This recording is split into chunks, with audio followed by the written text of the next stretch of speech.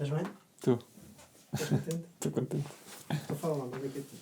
Pá, então, o meu nome é Micael Ferreira, tenho 29 anos, sou natural de Torres Novas. O meu percurso até à atualidade tem sido uma constante descoberta e o meu trabalho está ligado à educação e às artes. Acho que foi sempre uma área que me interessou bastante desde mais ou menos os 13, 14 anos, quando comecei a interessar-me por coisas culturais locais e depois ir procurar workshops e iniciativas que havia nos teatros onde eu vivo e no museu. E acabei por ir estudar arte e multimédia e por ir tirar também mais tarde um mestrado em educação, e atualmente estou a trabalhar no Museu Municipal Carlos Reis num projeto que estou a desenvolver entre o museu e as escolas, agrupamento de escolas Maria Lamas e Gil Pais. Eu lembro quando a gente se conheceu que tu estavas a fazer uma espécie de Erasmus na faculdade e depois acabaste por retornar a Torres Novas. Como é que tu depois acabas por voltar e montar o ateliê e tudo? Pá, porque eu sempre gostei muito de viver no campo, sempre foi uma componente que eu acho que é muito importante naquilo que é o meu trabalho, e acreditar a 100% na descentralização e que os grandes polos artísticos devem ser um bocado digeridos e postos em vários pontos do país. E eu sempre acreditei um bocado nisso, de que a descentralização é possível e de que é possível haver produção artística nos meios mais pequenos. Claro que é difícil haver tanta oferta cultural como há numa cidade, e isso vai ser sempre assim. Mas que, para mim, viver no campo e essa componente da calma, de ter tempo para fazer as coisas, de não ter um trabalho às vezes que exija tanto para conseguir pagar um ateliê e uma casa e o que é que seja, para mim faz sentido abrandar aí nesse ponto. Isso foi uma das questões pelas quais também me fez voltar ao campo e ligar a minha pesquisa também a essa ideia mais de calma a nível do trabalho, de às vezes não estar a fazer as coisas tanto à pressa. E, ou seja, esta mudança deu-me tempo para eu conseguir ir procurar as coisas que verdadeiramente me interessam e não estar a tapar buracos, ou seja, não utilizar o tempo para ter que, ok, tenho um ateliê aqui na cidade, vou fazendo isto, vou fazendo aquilo, até porque para mim não me interessa.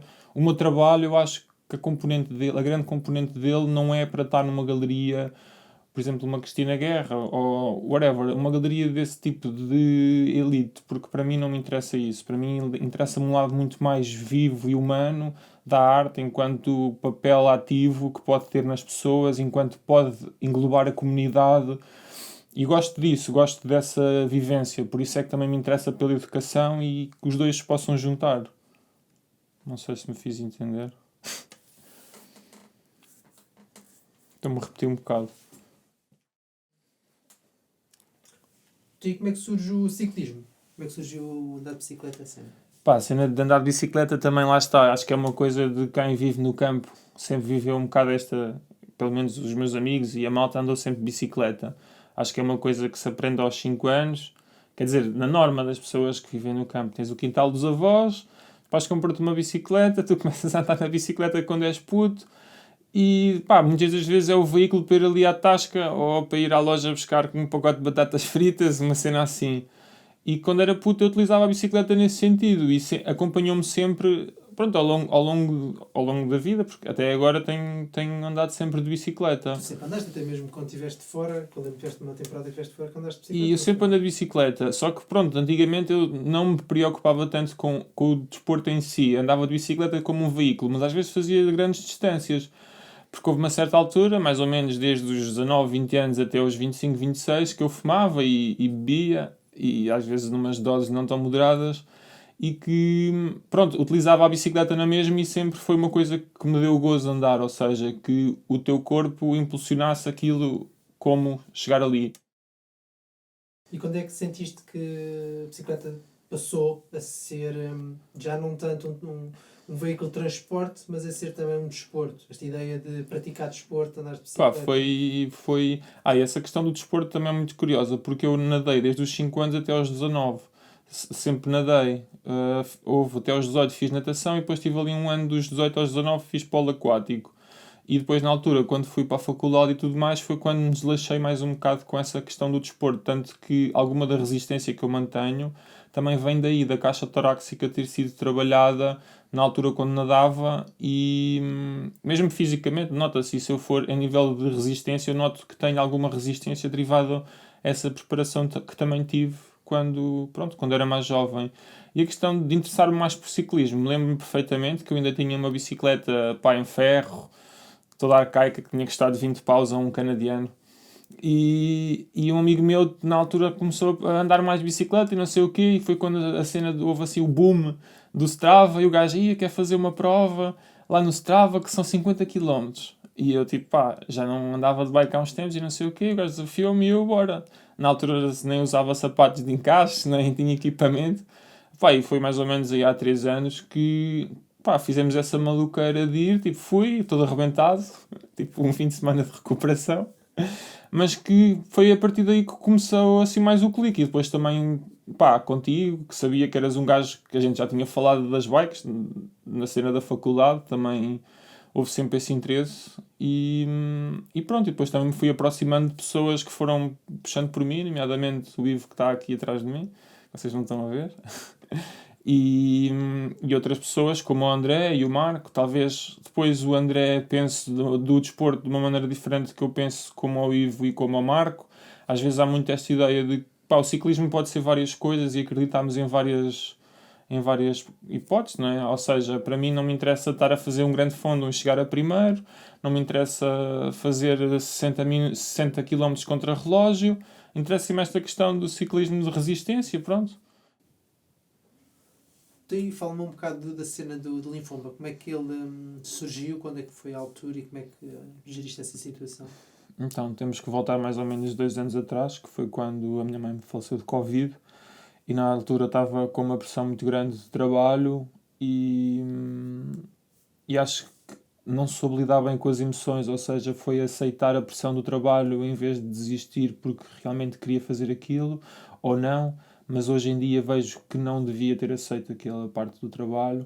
E depois foram coisas do luto que nunca foram realmente digeridas, sempre foi um acumular de emoções que me fizeram ir muito abaixo e pronto, o início deste ano, de janeiro, estamos quase a acabar o ano, ou seja, eu de janeiro até agora, eu só comecei a sentir-me bem mais ou menos há umas semanas. Você diz que conseguiste fazer luta da tua mãe a tempo? Não, de todo.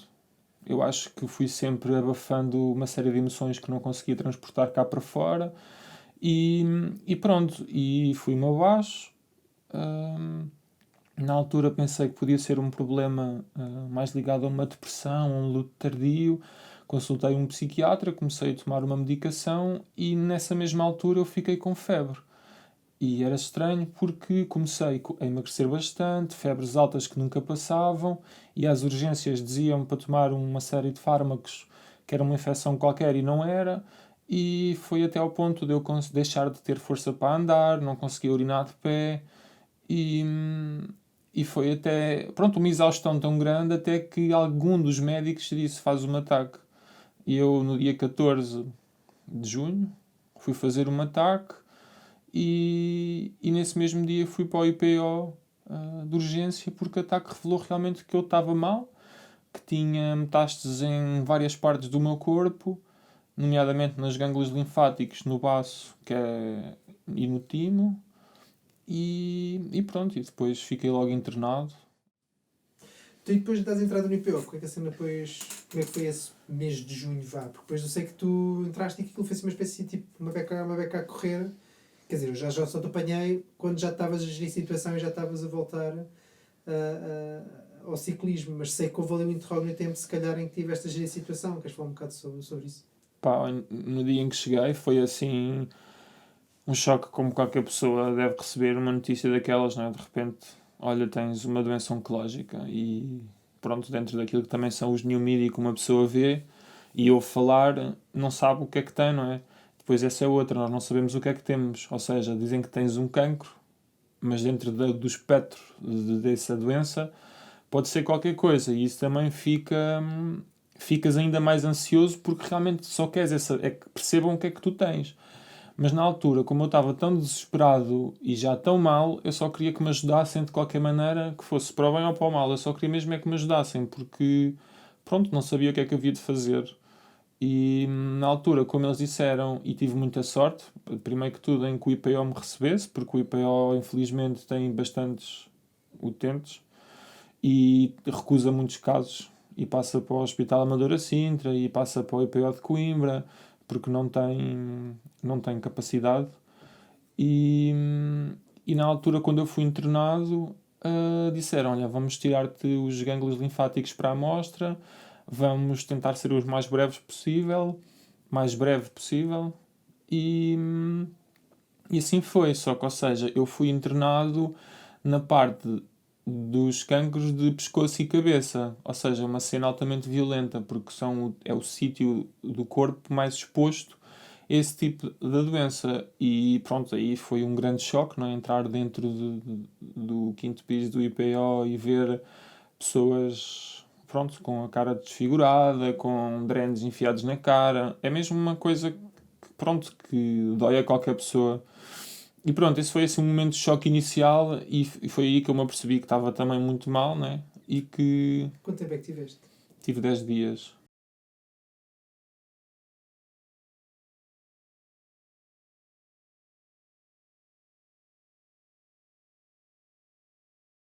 Quando fui para Torres Novas tive 2 dias, depois voltei às urgências porque voltei com febres e a sentir-me mal.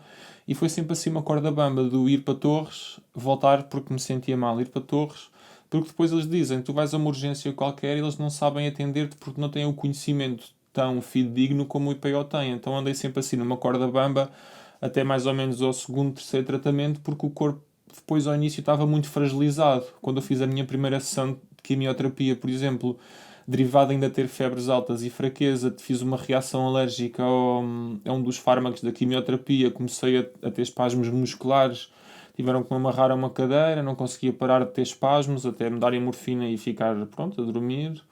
A segunda vez foi a questão gástrica, tive bastantes vómitos, vomitei a viagem toda a IPO Torres Novas. E depois a coisa lá foi moderando, o corpo também foi começando a melhorar aos poucos. Também mudei a 100% a minha dieta. Eu na altura não era vegano e hoje em dia sou vegano e percebo a capacidade de introduzirmos coisas boas no nosso organismo. E acho que foi estas coisas assim que me fizeram, pronto, começar a viver.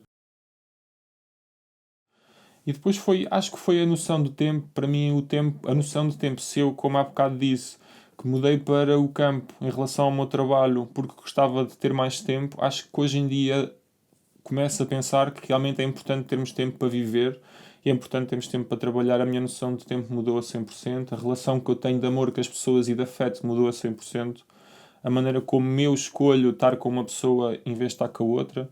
Não sei, assim uma série de coisas e de princípios que levaram assim um mix. Parece que de repente esta doença me alertou, man, tipo, começa a viver as coisas e a fazer uma série de coisas que realmente fazem sentido para ti na tua vida. Tipo, deixa de ser conas.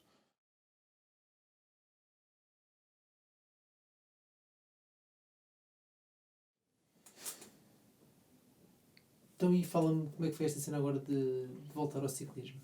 Então, passado 2 sessões de quimio, ou seja, não, desculpa, passado de 4 sessões de quimio, 2 ciclos, fiz uma PET para saber como é que o corpo estava a reagir à quimioterapia e felizmente estava a reagir de forma positiva. E foi aí que eu me comecei a sentir mais capaz de voltar a pegar na bicicleta e já tinha olhado para ela várias vezes, às vezes passava por ela e punha a roda a rodar e ouvia ali aquele tec-tec-tec, pensava, pá, estou deserto para andar na bicicleta e a certa altura senti-me mesmo, é agora. E peguei na bicicleta e fiz os meus primeiros 10 km, passado de toda aquela angústia de não ter força para andar e para fazer uma série de coisas, voltei a sentir que era capaz. E a bicicleta, felizmente, foi e tem sido e está a ser um grande veículo para mim de superação desta doença, porque, primeiro que tudo, uh, faz com que eu me sinta capaz, ou seja, me sinta bem, faz com que eu me consiga superar, faz com que o meu corpo reaja melhor aos tratamentos, porque o exercício físico é uma das coisas também muito importantes para quem está a fazer quimioterapia. e também por ter visto alguns projetos de pessoas com doenças oncológicas e não só, achei que era importante também para mim criar uma espécie de diário, uma espécie um sítio onde eu pudesse partilhar essas experiências com outras pessoas, não só ligadas ao desporto, mas também com doenças oncológicas. E foi aí que eu achei que era pertinente criar uma página de Instagram que se chama Cycling to Cura Cancer, que é uma página que eu criei onde ia pondo alguns dos meus rides nas histórias, e nos posts vou pondo alguns dos pensamentos que eu vou tendo ao longo desta jornada. Atualmente, dia 25 de novembro, já fiz 11 sessões de quimioterapia. Estão previstas 12, e está tudo a correr de forma positiva. Portanto, para mim é uma vitória de conseguir utilizar a bicicleta como locomotiva. Quando comecei a dar esta importância de criar a página do Cycling to Cura Câncer, de começar a partilhar esta jornada com outros ciclistas, o Ivo, que é um colega meu que também anda de bicicleta, deu-me muita força para eu criar isto, para eu ainda mais me motivar com isto, e nesse mesmo dia, ou já não me recordo se foi no mesmo dia ou não, mas apresentou-me a uma das pessoas que eu acho que é também uma grande chaveta neste projeto, que é o Marcos, o criador da Zeus Bars e Zeus Rider Club, e que de repente esse dia, em frente ao IPO, no dia em que eu recebi estas garrafas da Zeus Rider Club, foi uma grande luz que eu senti que tinha que fazer mais qualquer coisa. Parece que de repente houve ali uma energia vinda não sei de onde, e que pronto, o Marcos ficou sensibilizado com esta questão do Cycling to Cura Câncer. O avô dele também tinha falecido com cancro, e na altura ele era muito ligado ao avô, e olha, vamos criar um projeto. E foi assim que nasceu o Fuck Cancer. Foi eu, o Ivo e o Marcos sentados numa esplanada em frente ao IPO a falar, que de repente aquilo não foi na esplanada, mas passado de um dia ou 2 dias isto veio ao de cima. E bora criar uma campanha para que isto possa surgir, e, e de repente as coisas estão a tomar uma dimensão muito superior qu'àquela que eu estava à espera.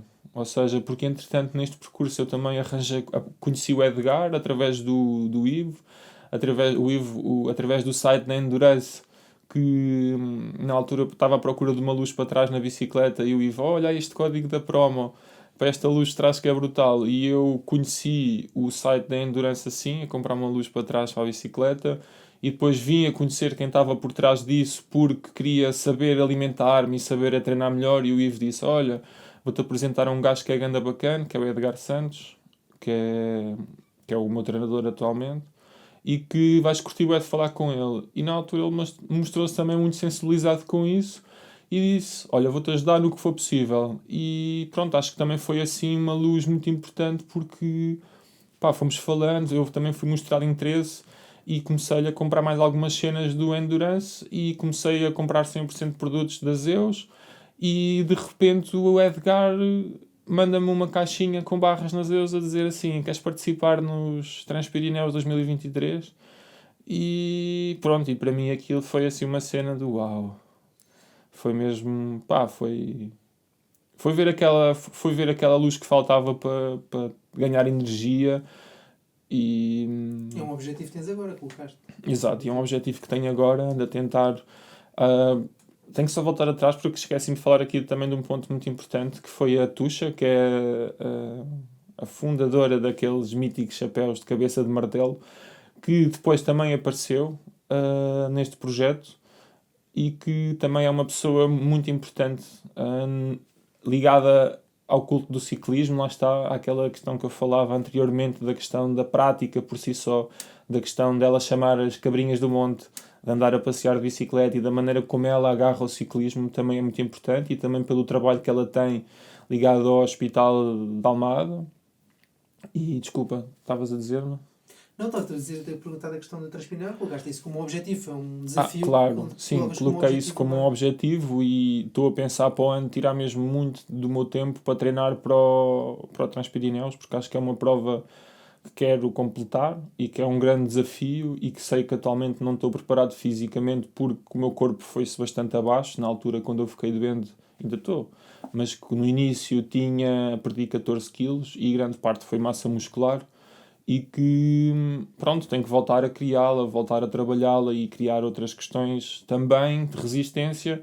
Sei lá, passar 14 horas em cima de uma bicicleta por dia, tem que se treinar, tem que se saber até onde é que o nosso corpo vai, saber até onde é que ele não rebenta e uma coisa que é muito importante também, que é respeitá-lo, que é não fazer mais que aquilo que nos é permitido. Se não der, não deu. Em algum momento puseste a questão ou questionaste, tipo, ou tiveste a cena de achares que nunca mais ias andar de bicicleta, e que era uma cena que tu tinhas e que querias ter que desistir algum dia? A certa altura, acho que essa questão foi posta em relação à vida, na verdade, foi em relação a será que eu vou sobreviver a isto? Será que como é que o meu corpo vai reagir? Será que eu vou voltar a conseguir fazer o que eu fazia no meu dia a dia? Será que eu vou ter energia para isso? E claro que pus essa questão em cima da mesa, a questão do ciclismo para mim que já se tinha tornado uma coisa assente, porque eu entretanto também comecei a investir numa bicicleta como deve ser, em componentes e queria mesmo poder fazer coisas com a bicicleta e pus essa questão e ficava super deprimido. Quando eu não podia, ou quando eu não posso, por exemplo, eu gosto de treinar todos os dias e quando o meu corpo não permite isso, eu fico mesmo deprimido, porque é assim uma coisa, não sei explicar o carinho que eu tenho por ela, pelo desporto que ela e pela vida que ela me traz, mas sim, acho que pus essa questão em cima da mesa e que felizmente ela ficou lá bem de parte, mas que esse início foi difícil,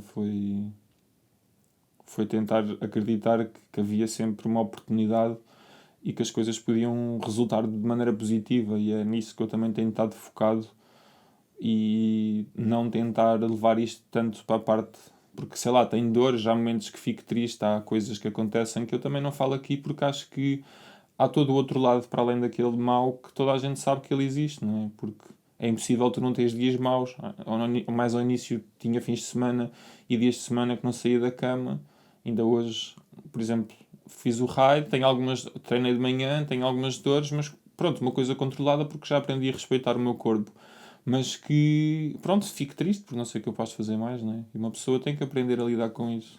Qual é que é o teu maior medo que tens agora? O que é que Hum, consideras que é assim a tua maior, a pior imagem que tu queres ver, que vês agora? o meu pior medo e posso partilhar convosco, que é dia 21 vou fazer a PET e aí é que eu vou saber como é que eu estou. Qual é que é a tua maior alegria, o teu maior desejo? Hum, Sabendo que poderá ser o oposto disso, mas o que é que consideras agora que seria? o meu maior desejo é conseguir ir à prova de ciclismo dos Transpirineus, tipo, e a Bruna Significa que desta volta essa merda que toda. dei a volta a isso e a Bruna, que é a minha namorada, sabe isso, sabe que eu estou mesmo a tentar ao máximo lutar por isso e que realmente consiga ver um caminho diferente que aquele que eu via. Da maneira como eu olho para mim, para o meu corpo, como eu vejo as pessoas, acho que para mim ver a outra pessoa bem ou poder ajudar a outra pessoa a ficar bem deixa-me bastante feliz e isso por si só é gratificante, ou seja, não quero idealizar saltar de paraquedas no Grand Canyon, nem fazer rappel em A, B, C ou D, não, porque isso, se tudo correr bem, poderá acontecer, mas essas pequenas coisas do teu dia a dia é o que fazem para mim sentido e é o que me dá a felicidade para viver, porque é dia a dia que nós vamos vivendo. Essa também é uma questão pertinente, que é tu aprendes a viver no dia a dia. Não consegues fazer um plano a longo prazo, porque não sabes como é que vai estar amanhã. Então vais tentando gerir.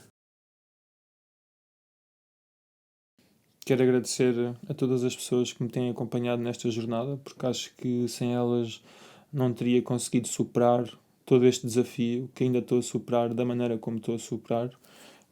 Quero agradecer à minha mãe, que penso nela todos os dias e que a vejo como exemplo, com todos os princípios que ela me educou para conseguir ter força e confiança nas decisões que tomei ao longo deste percurso, ao meu pai, ao meu irmão, à minha irmã, a uma pessoa que é muito especial como uma segunda mãe para mim, a Sofia Triaga, e outra pessoa que é igualmente especial, que é o Bernardo Triaga e o Rodrigo Silva. Quero agradecer ao Pedro Duque, quero agradecer à Sandra do Café Aixi, que nos tem oferecido todas as refeições ao almoço. Quero agradecer ao grande Ivo Relveiro, que tem proporcionado aqui experiências incríveis no ciclismo e tem trazido assim muita confiança naquilo que são as inseguranças que eu tenho no ciclismo, ou que às vezes questiono. Quero agradecer ao Marcos, à Tuxa e ao Edgar, à Zeus Bars, à Zeus Rider Club, à Cabeça de Martelo, ao Endurance. E por último, acho que quero dizer que há uma pessoa aqui que tenho que louvar bastante, que é a minha doutora do IPO, a Ana Carolina Freitas, e a doutora Rita Jorge, que é de Torres Novas e que fez toda esta interlocução entre Torres Novas e o hospital, o IPO. E por último também agradecer à Bruna, que tem sido uma pessoa incansável ao meu lado, a mostrar-me coisas boas, a cozinhar pratos vegan para mim, a ter paciência para eu ir treinar em vez de estar com ela e tal. E a chamar a Baby à bicicleta em vez de chamar a ela. E pronto, e se me esqueci de alguém, e não é por mal, foi mesmo porque não me ocorreu. E que sabem que as pessoas que estão no meu coração sabem que estão aqui também neste agradecimento.